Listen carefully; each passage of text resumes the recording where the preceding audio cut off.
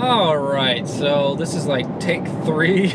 Apparently I lost signal on the first stream, ran out of memory in the second recording.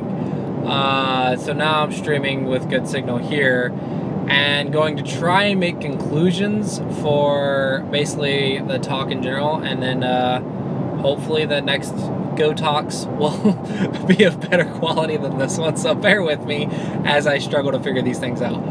But yeah, so basically conclusions about the counting stuff.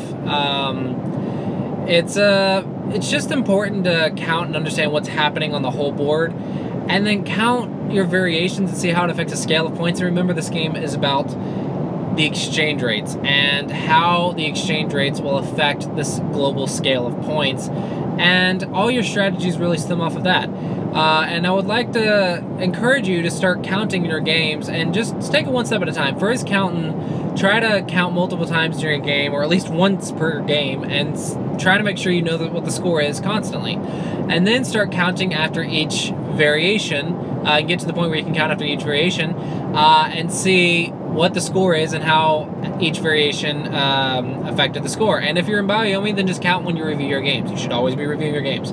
And then see which variations affected the score in your favor, which variations didn't. And then that could help you actually figure out what's maybe went wrong with your game. Is when did you ever affect the scale of the points positively, or which variations affected it negatively, and then see how you can fix that. And then after you can do that, then just start trying to read ahead and see which variations affect the scale of the points, and which exchange rates will be in your favor, and start counting the exchange rates. And by then you should be counting plenty of times during your games, and then start counting your variations that you're reading and see which ones affects the exchange rate or the scale of points for you in the best possible way, and then start coming up with your strategies off of that. And then you can use the Colossi approach again to hopefully make good positive value moves all the time. But don't forget that before you can even establish what your goal is, or what your goal should be, you need to understand what's happening on the board. How do you know if you have weak groups or not, or if it's a weak group, or if it's just a group you can sacrifice, if you aren't counting the value of it, if you aren't counting the scale of points? Or how do you count if you can afford Tanuki and play a big move if you don't count how much he'll gain compared to the big move? So if you aren't counting, then it's hard to establish what your goal is or what you should be doing if you're not counting. So I highly recommend you guys start counting your games. Just take it one step at a time. Like 1 week, try to just count like at least once a game. The next week, try to count after each attack and defense variation, or after each exchange. And then the week after that, start trying to count things in advance. And then hopefully after like 3 or 4 weeks, or after like a month or so, you should be able to count multiple times in your games and always know what the score is, and always know how the score is being affected by your choices.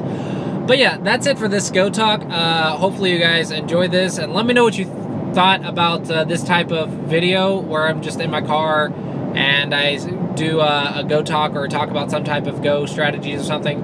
And I know I don't have a Go board, know how many variations to show, but I'm trying to still produce content while working, so it's a little difficult. But let me know if you guys like this. I apologize for all the cut edits, and hopefully you guys will bear with me as I try to figure out the best way to do these videos, as this is the first time I've done these types of videos.